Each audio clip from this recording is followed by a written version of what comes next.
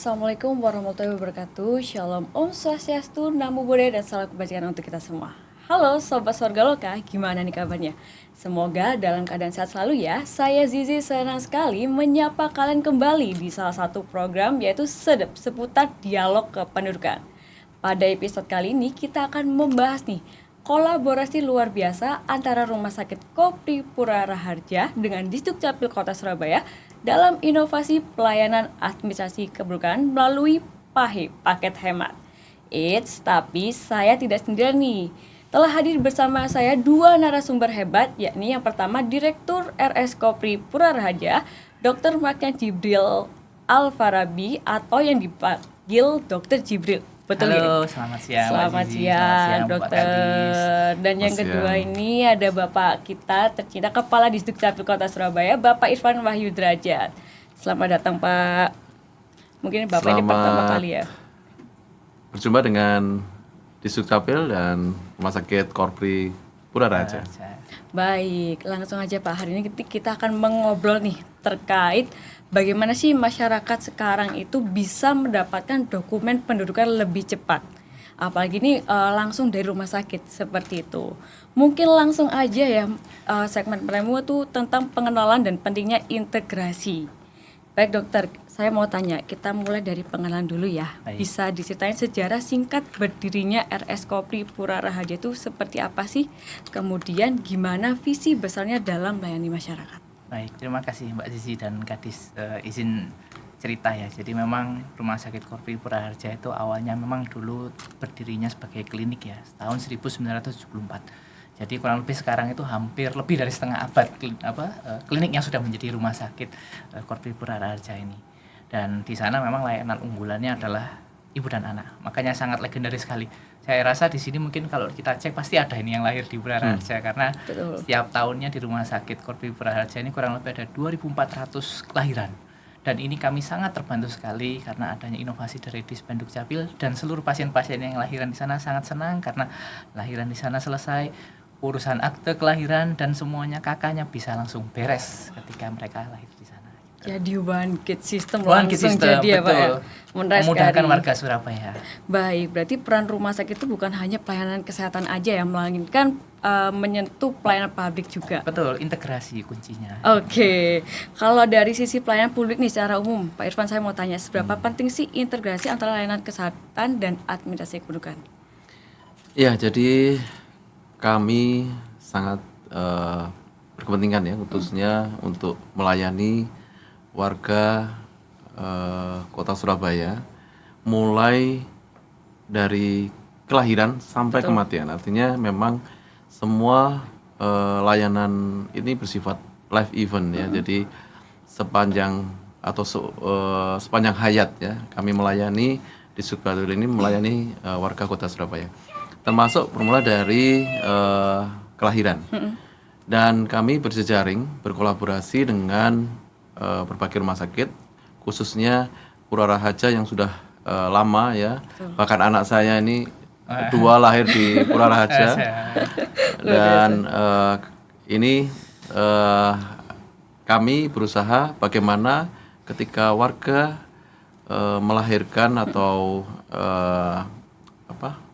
dalam proses kelahiran itu tidak sulit ya untuk mendapatkan layanan berupa akte kelahiran, kemudian KK, sekaligus KIA, ya, kartu identitas anak. Jadi ketika dia warga Surabaya langsung dikeluarkan paket hemat tadi 3 akte kelahiran, perubahan KK maupun KIA. Ya.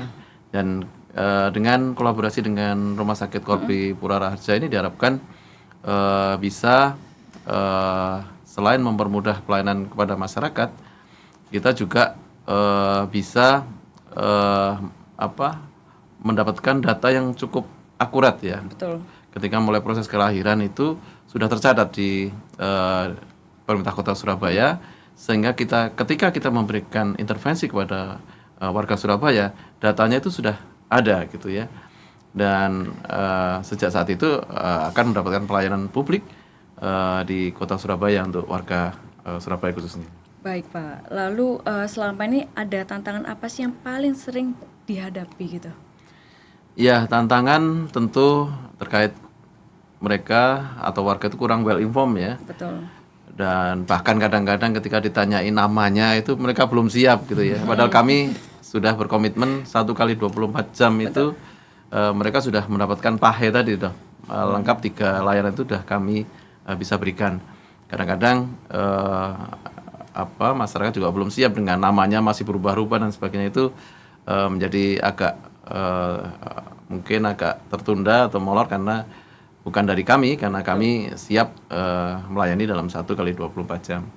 Dan mungkin juga mungkin informasi ya, dan kami berharap dengan hadirnya Pak Jibril dan mungkin juga rumah sakit lain, bahkan bidan ya, ini yang paling kesulitan, bidan ini yang mandiri, yang tidak badan hukum ini yang harus kita terus sosialisasikan bahwa setiap kelahiran warga Surabaya itu pasti akan mendapatkan haknya secara langsung 1 kali 24 jam.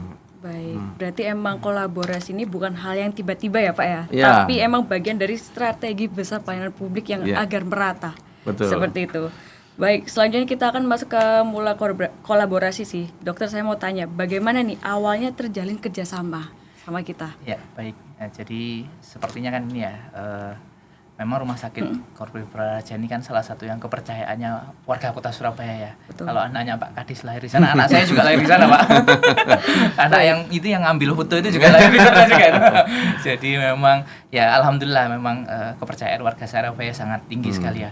Dan mungkin dari angka kelahiran yang cukup tinggi 2.400-an per tahun itu otomatis kan menjadi partner strategis. Nah, alhamdulillah Dispenduk Capil proaktif waktu itu mengkontak ke kita. Kami sangat apresiasi sekali, dan sejak itu kita langsung melakukan kerjasama, dan alhamdulillah itu ternyata juga tidak hanya menyenangkan bagi vaskesnya tapi juga buat pasien-pasiennya. Nah, artinya apa? Artinya seperti yang disampaikan Bapak Kadis tadi ya harusnya semuanya dong nanti dong kedepannya bidan-bidan rumah sakit kerjasama lah dengan Dispenduk Capil, karena sudah terbukti nih para pasien-pasien itu dengan adanya seperti itu sangat puas gitu. Mereka sangat senang gitu ya, karena bahkan bisa jadi seperti yang Bapak Kadis sampaikan tadi, belum semuanya tahu. Tapi ketika mereka sudah lahiran dan itu sudah pahinya sudah integrated, enak, mereka langsung di resepsionis, bisa langsung dilayani, pulang-pulang dia sudah nggak pusing-pusing lagi, bisa fokus untuk ngurusi anaknya gitu. Gitu, jadi nggak perlu repot-repot ya dok ya. Betul. Harus ngurus ini bolak-balik. itu. Harus bolak-balik, Betul. Tadi Dokter Jibril udah mention nih terkait mungkin bisa diterapin di rumah sakit lain. Nah, menurut Pak Irfan, apakah PKS seperti ini sudah merata juga di berbagai rumah sakit di Surabaya? Iya, jadi ada 66 rumah sakit ya yang sudah MOU dengan kita, kemudian termasuk vaskes ya, beberapa klinik dan sebagainya, termasuk bidan-bidan. Ini kita perluas terus seluruh layanan kami sehingga mereka sadar adminduk ya, tidak hanya rumah sakit, kemudian vaskes ataupun bidan, tapi juga warganya, seluruh warga kota Surabaya ini sadar akan adminduk ya, pentingnya adminduk, karena adminduk ini merupakan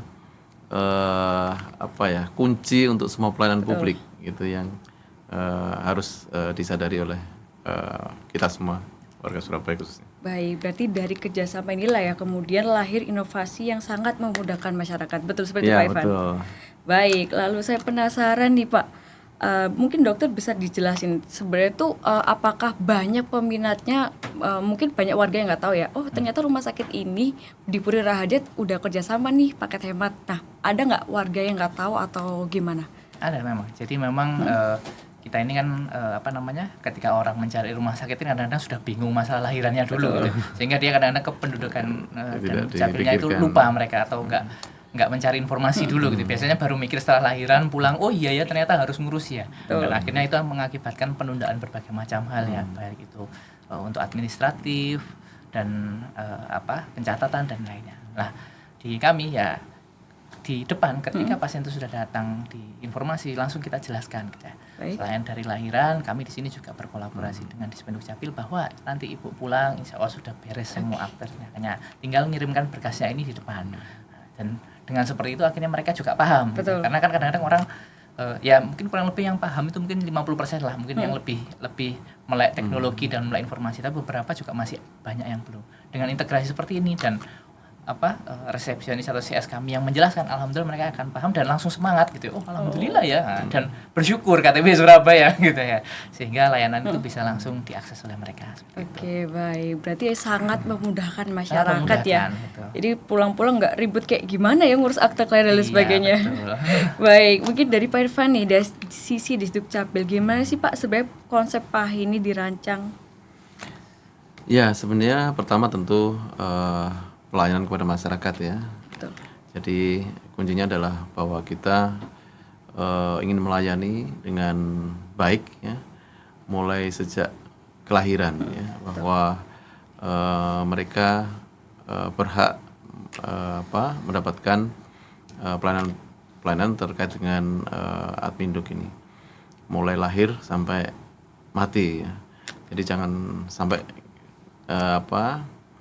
ketika ada kasus misalnya tidak tercatat di akte kelahiran, kemudian kesulitan ketika dia mau memperoleh hak-haknya terkait dengan sekolah, terkait dengan pendidikan ya, ataupun kesehatan.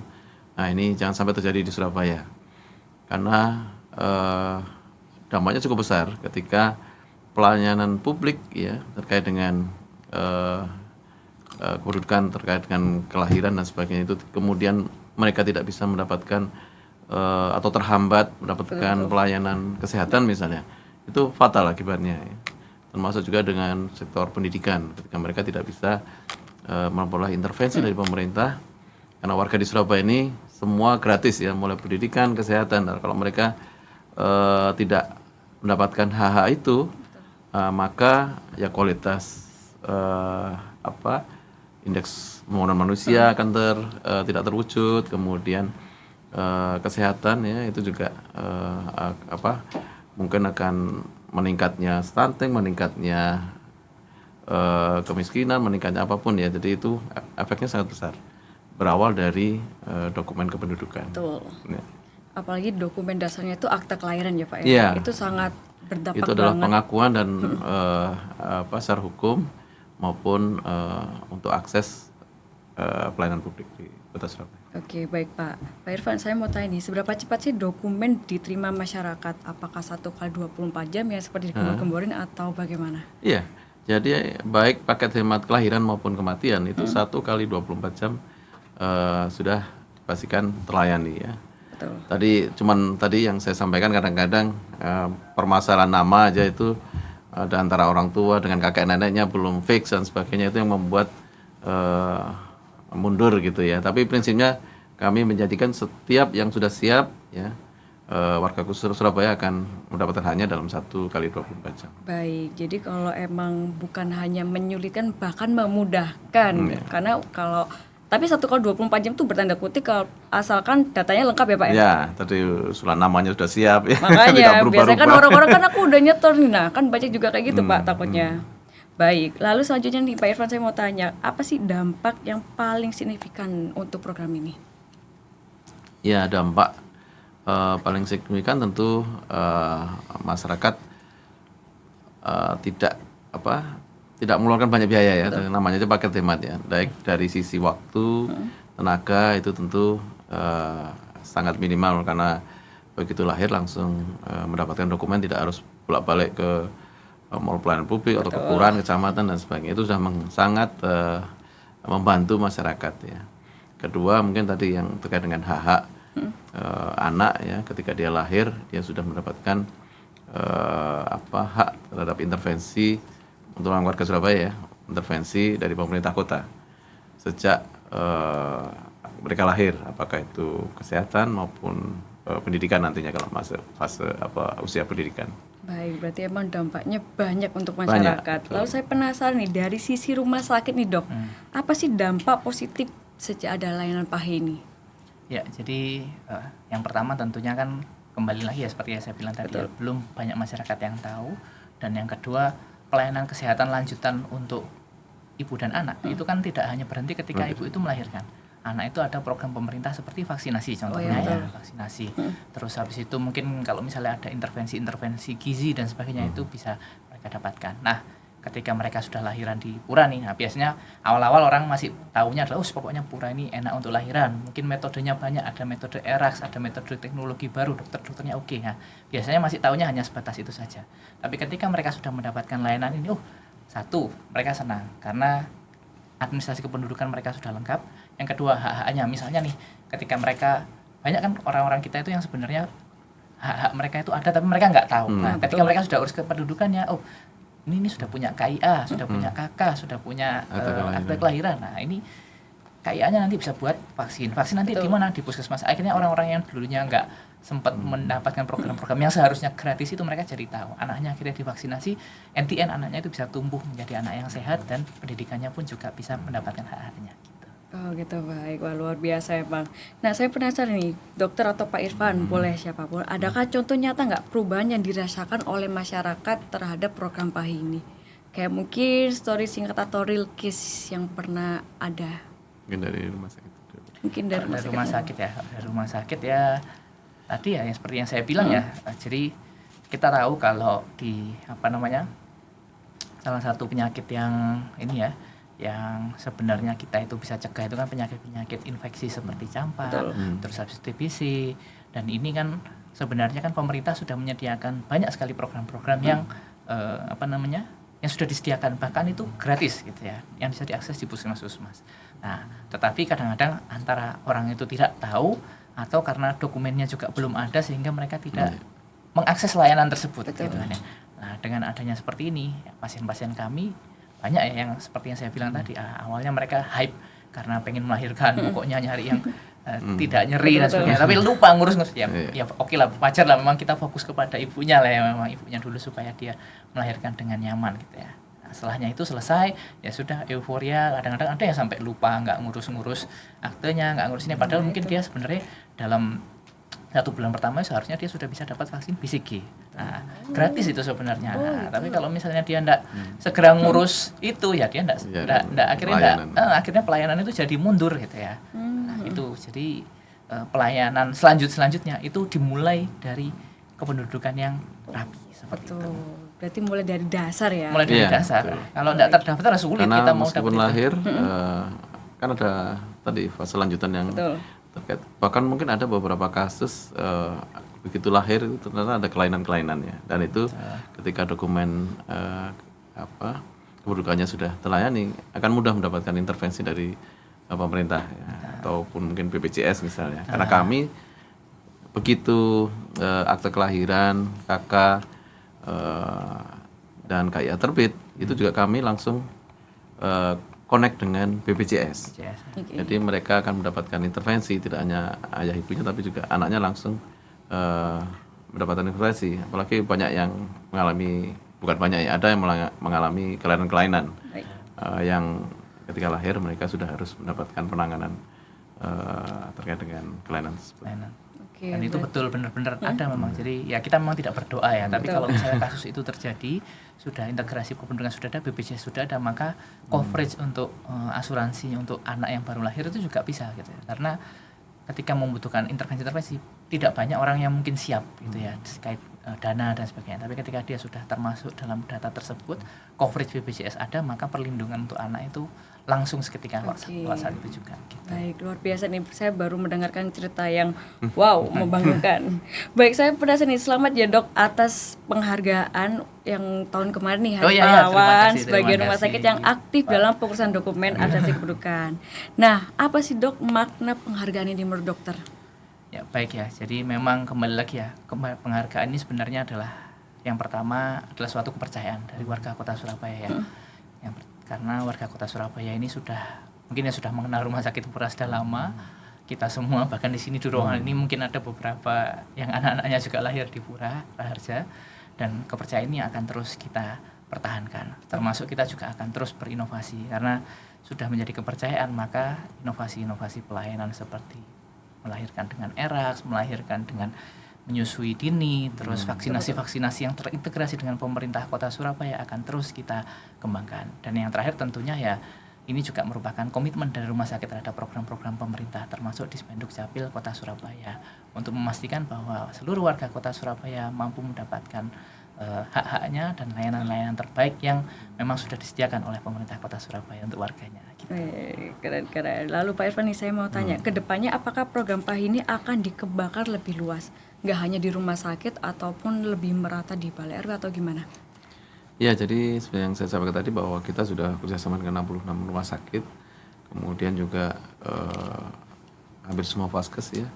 Nah, tinggal ini yang kasus terakhir mungkin banyak ditemui itu, bukan banyak, masih ada ditemui ketika mereka melahirkan melalui bidan. Nah, bidan ini kan personal ya, jadi mereka ini yang akan menjadi sasaran kami untuk mensosialisasikan bahwa ketika mereka termasuk warganya ya, termasuk bidannya itu, bahwa ketika mereka membantu persalinan ataupun kelahiran itu bisa langsung menghubungi ya kelurahan atau RW setempat untuk mendapatkan pelayanan tadi terkait dengan akte kelahiran, KK, KIA maupun BPJS ya. Karena memang bayi lahir selama itu warga Surabaya akan mendapatkan coverage kesehatan dari BPJS.